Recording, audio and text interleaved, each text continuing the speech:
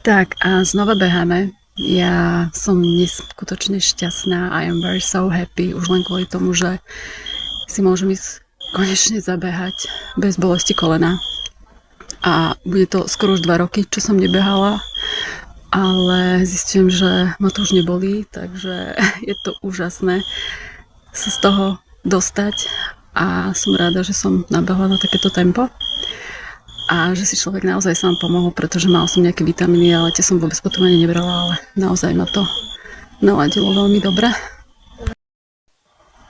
A beh pri rode ma jednoducho dokáže neskutočne rozosmiať už len tým, aké je počasie, či je teplo, či slnko svieti, či fúka vietor, alebo či prší, takže za každého teda obdobia som dokonca behala teda aj v zime.